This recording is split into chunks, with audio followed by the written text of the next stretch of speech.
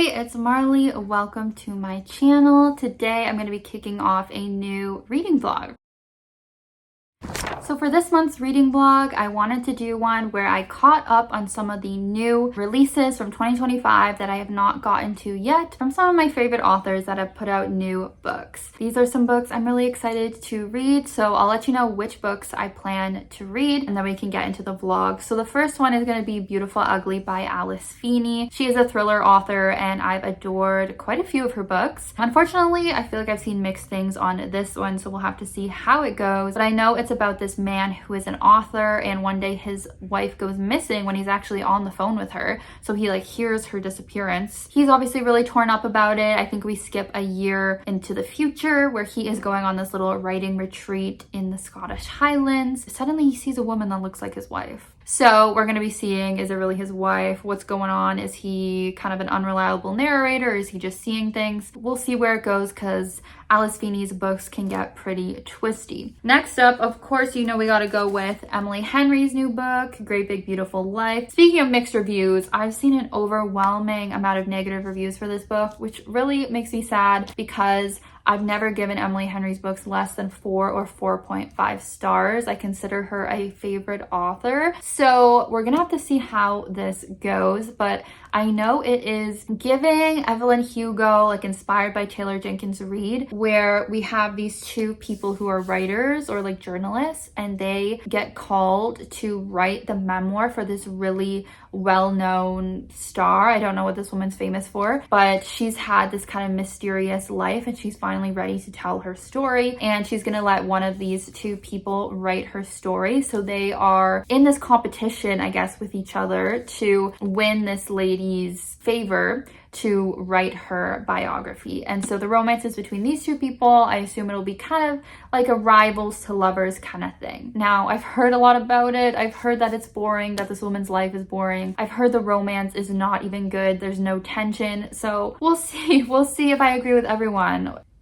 And the last one is going to be My Friends by Fredrik Backman. I've loved so many books from him, like the Beartown series, A Man Called Ove, and Anxious People, to name a few, but this is his newest release. It is about a girl who is on a mission to find out the story behind her favorite painting. Her favorite painting is the one on the cover here with these friends swimming. So she's just on a mission trying to figure out who these people were and I guess what their friendship was. It does sound like it could be boring, to be honest, but we'll see. Haven't heard a ton about this one. Now the other two, I said I've been hearing mixed things. Haven't heard too much about this one. So maybe there's more hope for it. It is pretty long, so I don't love that, but I just always like the cadence of his writing, the mix of emotion and humor. So we'll see how that one goes. So yeah, let's get into the vlog. I did already start Beautiful Ugly, so let's catch up on that.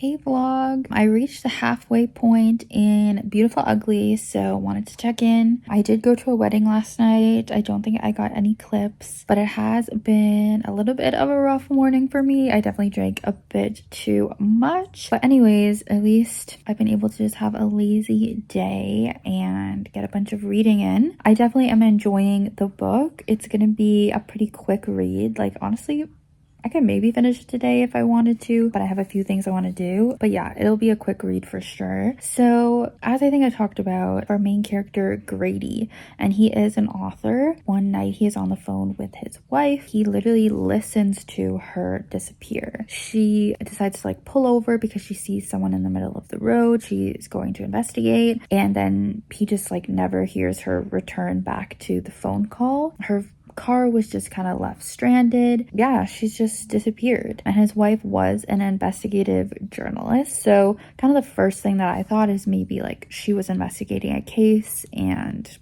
someone wanted to, you know, kidnap her because of that. But anyways, then we fast forward a year that this wife has been missing, and Grady has really been struggling with writing. He's like really missing his wife. So his agent is like, hey, I actually have access to this house that's like in the Scottish Highlands on this island. Like it's really remote and would be a good place for you to just go and focus on writing. And so he's like, okay, cool. So he goes to this little island and he keeps thinking that he's seeing his wife. So it's a little bit of mystery of like, is he really seeing her or is he just hallucinating? He is not seeming like the most reliable narrator. Then we have started to get point of view chapters from his wife from the past. So we're able to kind of learn more about her and what she was thinking leading up to her disappearance. It's giving Gone Girl a little bit. I never read Gone Girl, but I did watch the movie. So, you know, missing wife, maybe the guy, you know, is not really, as I said, a reliable narrator. Like maybe he was not the best husband and that's why she left. Anyways, we're finding out some different information. This little island that he's on is interesting. There's only 25 residents. I'm picking up on a few things about the island that I think Grady is not, but I think as the reader, we are kind of seeing the vision here. But I don't totally have it figured out. I don't totally know what my theory is going to be. I think the book will still surprise me. There's just little things I'm kind of putting together, but I don't fully know how it's all going to come together. So I will be interested in seeing that. So far, I'd probably rate it like 4 stars, but it's really going to depend on the end. Like if it blows me away, maybe I could rate it 5 stars. If it really disappoints me, you know. I also have been watching Overcompensating on Amazon Prime. I just finished it while eating lunch today. And oh my god, if you have not watched this show, you need to. It's so funny. I am just cracking up in the episodes so much. It's like a college comedy kind of drama, and I just love shows like that. Like I love teen dramas. This isn't totally a teen drama because it is in college and it's a lot more funny than a typical teen drama. It's more of a comedic show and it's just great. It's so funny. I am also watching Motor Heads on Amazon Prime too. That's more of a typical teen drama, like teen soap opera. So now I'll probably work on finishing that one. But yeah, just a couple TV recs as well for you. But all right, I'll check back in when I finish this book. Good morning. It is the next day. I did finish the book yesterday. So did a lot of reading yesterday. I definitely got a little bit addicted to reading like I normally do with Alice Feeney's books. So I always love that when a book just sucks me in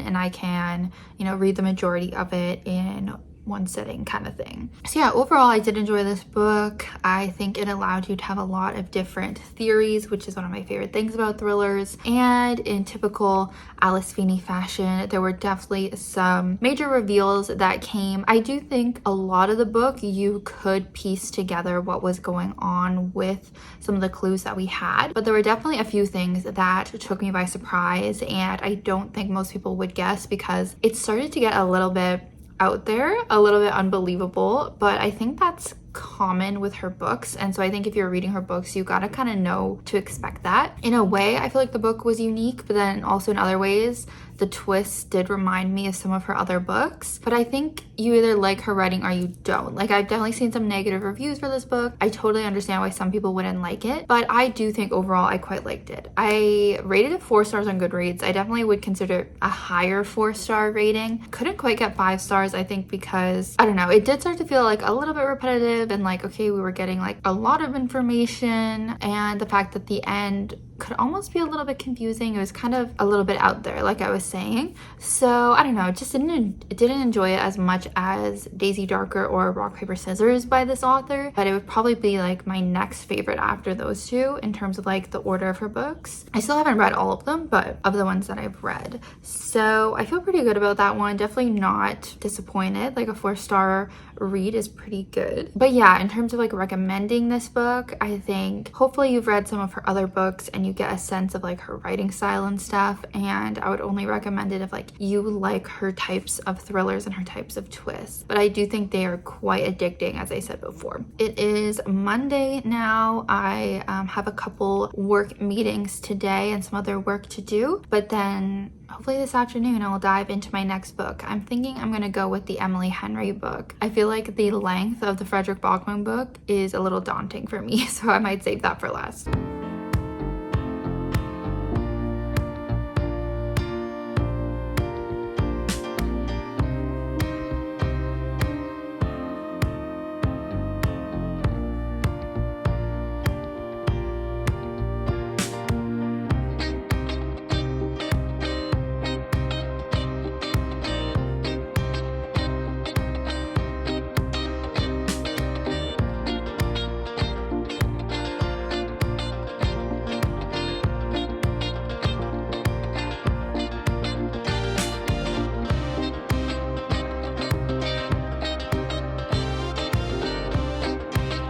So I came for a walk because I'm trying to be like more active and it's a nice day out, so may as well have an evening walk. And then I just walked too far because I was just curious of the trail I was on, like kind of what it looked like or whatever. And then yeah, I just really pushed myself too far, and now I'm sitting here on a bench because I'm having like a really bad low blood sugar. Like kind of scary, like I feel not great, and I'm eating just all the candy that I brought with me, all the candy in my purse.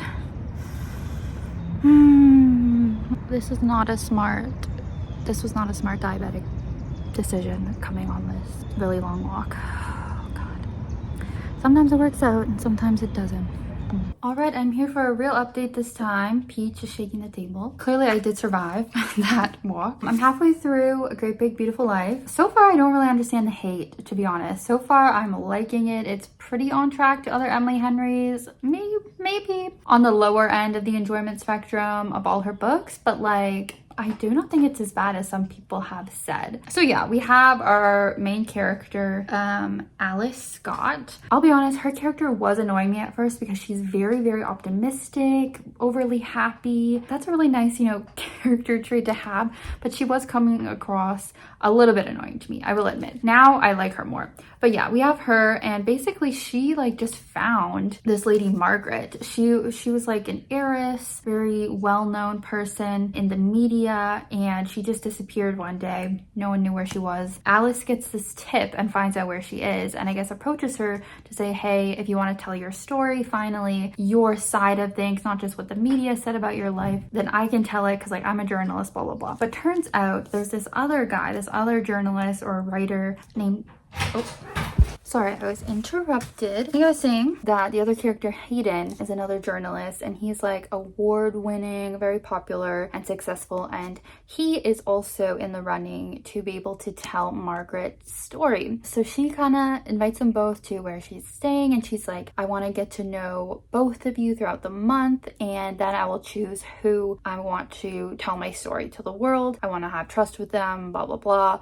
In the meantime, she's going to pay them both for their time and everything. So they are just basically in this town for a month interviewing Margaret. Through Alice, we are seeing her talks with Margaret, and we're getting these passages of like the history of her family. Then we're also getting to see the in-between where she is bonding with Hayden. It's a grumpy sunshine dynamic, which I'm reading a lot of lately, and that is just one of my favorite couple dynamics in romances. So obviously Alice is the sunshiny, outgoing personality, and Hayden is definitely very grumpy. It also is kind of giving like enemies and rivals to lovers at the beginning too, because of the competition that they're kind of in with each other. It's a good setup. The only thing that I do agree with on some of the negative reviews is I do think Margaret's history, her family history, is starting to get a bit boring for me. At first I was interested in it, I didn't mind it, but as time's gone on, like it's not that juicy so far. I don't think there's really been any huge twists with her family's history. Basically we go back like quite a while to find out her like great-great-grandfather, how he got rich, and then her great-grandfather, and then her grandfather, then her father, and etc. So it's a little bit much. I don't know if you really needed all of that backstory, and as I said, nothing super scandalous has really happened so far. There was one thing I think was supposed to be a surprised, but I thought it was a little bit obvious. She still is being a little mysterious. I am still a little curious to see what's going to happen and like why she disappeared from the public eye. But again, I still kind of have a little theory about that, so we'll see. In terms of the romance, I don't really know what people are saying when they hate on the romance, because even though these two did kiss maybe a little early, I still feel like that tension is there. The forbidden love aspect is there because they don't want to get romantically entangled when like one of them is going to get the job over the other, and there's going to be like animosity and things like that, so they don't want to get feelings involved. But there's like a lot of tension between them. I think we're seeing how Alice is interested in him, but I do also think we're seeing how Hayden does have a little thing for her. Like he's reaching out, asking her to hang out, even though they've agreed not to like do anything together. They're still hanging out, and I don't have a problem with the romance at all. So do I think it's a little weaker than some of her other books just because of the Margaret storyline? Yeah, probably. That part could have been more interesting, but the romance is still good. I still think this is gonna be like a 4-star rating if I had to predict. So that is my thoughts of the halfway update. Unpopular opinion, I guess, but let's see when I reach the end. New location alert.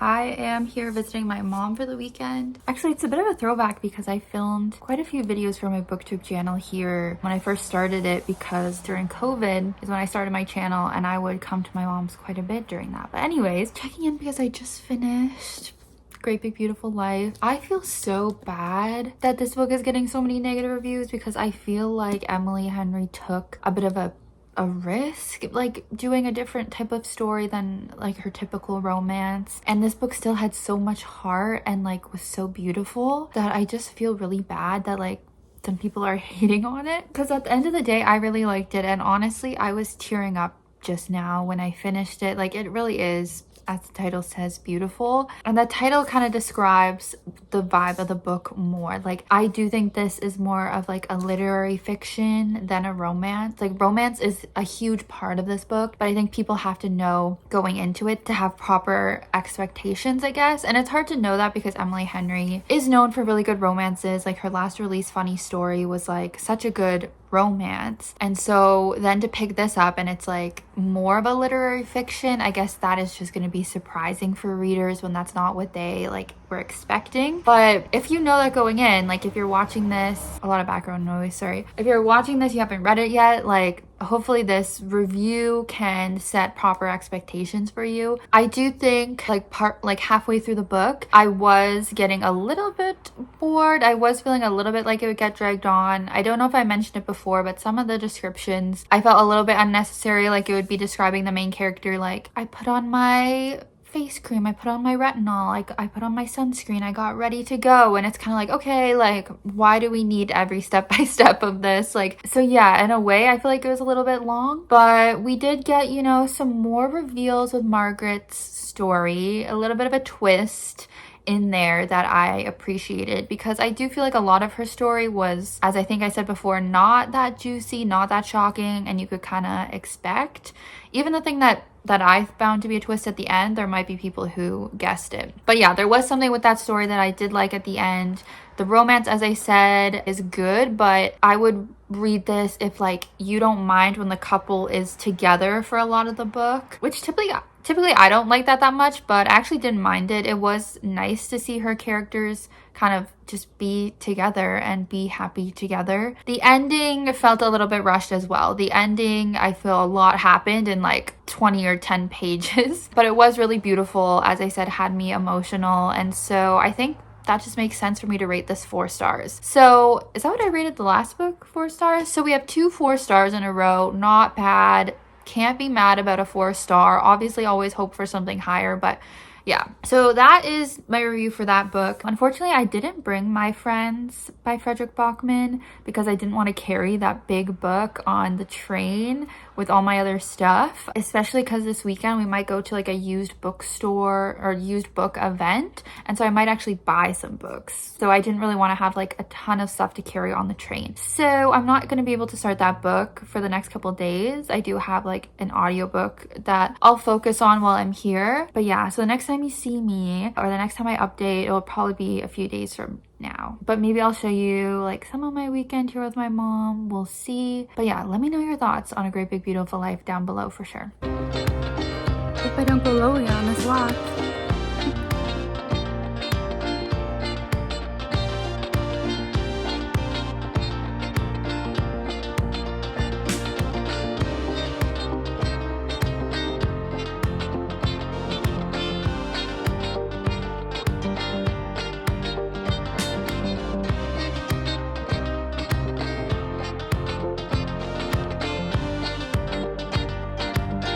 Hey, so I've been reading My Friends. It is a very character-driven story, not a lot of plot to talk about. But we basically have a main character named Louisa, and she grew up in foster homes. She's not had the best life, but one thing she always had was this postcard from her mom with a little message on it, and then there was a painting on it of this water, like of the sea, but these three friends were swimming, and she just always was really felt connected to that story or that image and wanted to find out more about the artist and stuff like that. So we see her on this kind of journey to try to learn more about the painting, and I don't want to spoil a ton of it, but a lot of it is like just kind of told in flashbacks of learning about these friends and who the artist was that created this image, who his three friends were that were in the image. And so it's a really like beautiful friendship story, but there's also a lot of darkness. All of these characters have very traumatic kind of childhood, so we're delving into a lot of those themes of childhood trauma and friendship.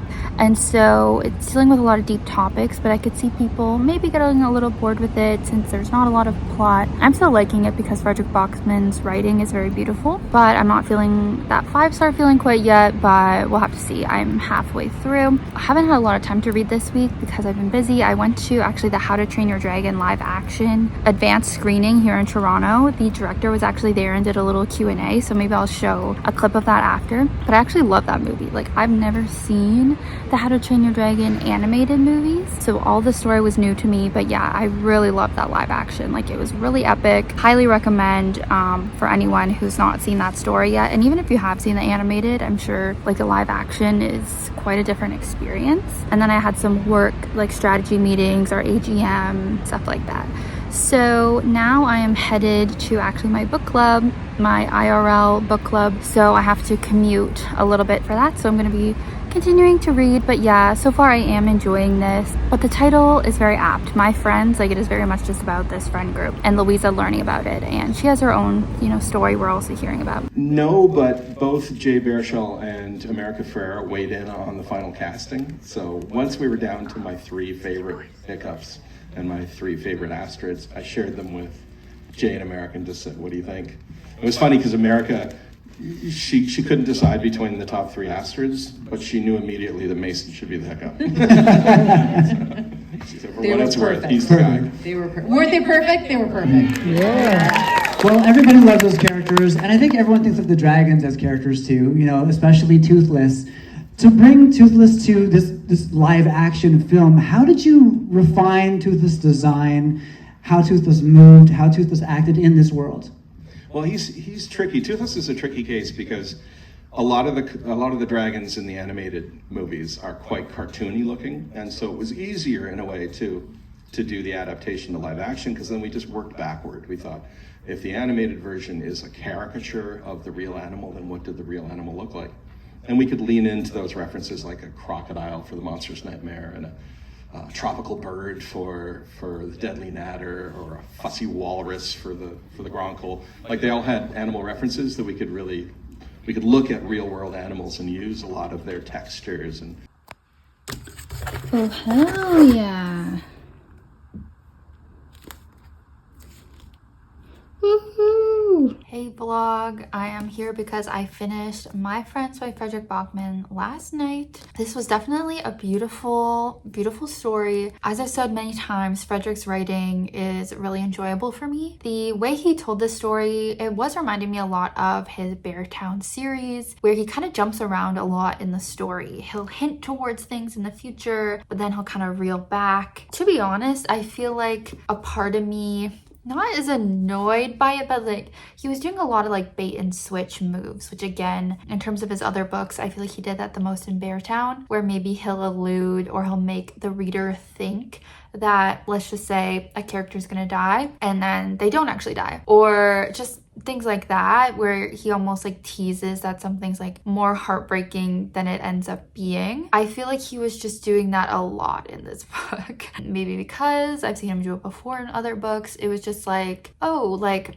I kind of thought there was going to be even more kind of heartbreak to this book than there ended up being. But he does have a good mixture of like heartbreak and heartwarming stuff. But yeah, I would just recommend this if you want to read about life and about friendships, also about art. So yeah, I'm gonna rate it 4 stars, just like the other books. I do think it's similar a little bit to A Great Big Beautiful Life because it's reflecting on people's past. It has characters who are getting like a lot of perspective on their past. So yeah, I would recommend reading this overall, but just would maybe say it's not one of my absolute favorites from him. Like I don't think it beats out Beartown or Anxious People, but maybe it's just that I read those like they were my first Fredrik Backman books. Like his books are quite similar in certain ways, so yeah, I don't know, didn't quite connect with it as much as his other ones, but still overall definitely a good book. I know I was saying earlier that you can't be mad about a 4-star rating, but thinking about it more, I guess I kind of do wish I could have given one of these books higher than a 4. I mean, these are some of my favorite authors and some of my most highly anticipated releases, so I do kind of wish I had a 5-star in here, but oh well.